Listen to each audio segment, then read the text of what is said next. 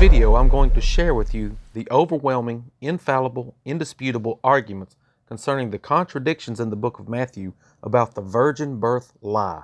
Matthew 1:19 is proof that Joseph used both common sense and knowledge of the Torah to conclude that Mary had violated the law of God, and that law required that she be stoned to death. So Matthew says that Joseph was righteous, while in the same breath saying that he was violating a direct command of God. That is clearly a lie and a contradiction. The violation of law comes from Deuteronomy chapter 22, verses 23 and 24, which says, if a man lies with a young woman who is a betrothed virgin, then both the man and the girl must be stoned to death. The woman because she didn't cry out for help, and the man because he humbled his neighbor's wife. And God's law says you must put this evil away from you. But some of you will make a desperate and sad attempt to justify this evil by saying God didn't lay with Mary. But exactly how she got pregnant is irrelevant. If God put Mary in the vulnerable position of defending her innocence without a witness, then God did evil by humbling his neighbor's wife. The law and common sense agree that it is both unlawful and immoral for virgins to be pregnant. But the author of Matthew knows that all he has to do is tell you that an angel came to Joseph and said, "Trust me, bro, Mary didn't sin," and you will believe the lie. And in Matthew 1:21, the angel told Joseph that he should name the child Jesus.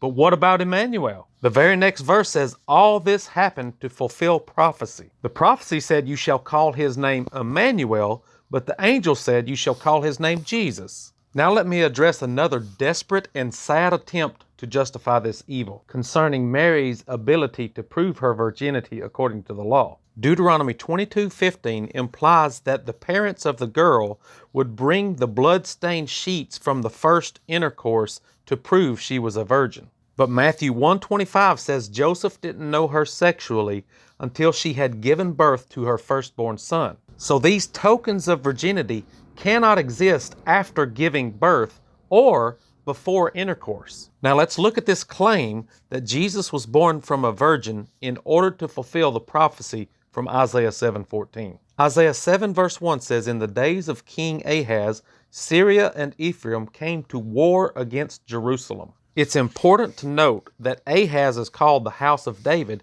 in verse 2, and it says, his heart trembled in fear. So God sends Isaiah and his son Shear-Jashub to tell Ahaz not to worry about losing the war. So God tells Ahaz to ask for a sign, but Ahaz refuses. It is at this point that I have heard another sad and desperate attempt to support the evil that Matthew taught. Even though Ahaz was called the house of David in verse 2, dishonest people will side with Matthew and say the sign was not for Ahaz, but for another generation of the house of David 700 years in the future. The sign was not even about a miraculous birth, but it was about the swift defeat of their enemies.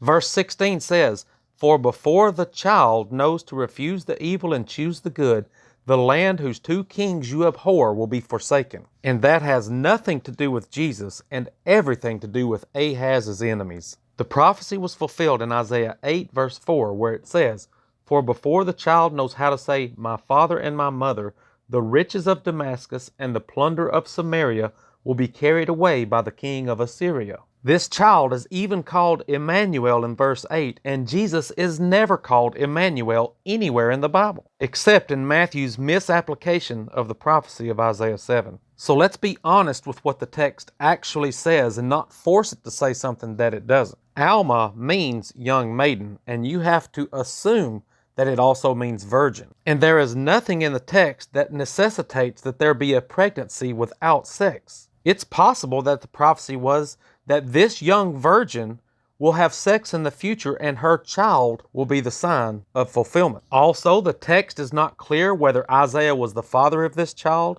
or whether Isaiah's wife was the mother. Neither do we know if Isaiah had multiple wives. Now let's talk about the genealogy contradictions. Matthew and Luke give different genealogies after David. The first 17 verses of Matthew goes into great detail listing the lineage and the number of generations from Abraham to Jesus through the fathers, only to conclude that Jesus was not related to any of them. Because according to Matthew, Jesus had no earthly father. Listen, it wasn't long ago that I also believed in the virgin birth. And I know it's hard to accept that you have believed a lie or that you have been trained to believe a lie by the church. But I am here to help you escape the lies and come to understand the truth.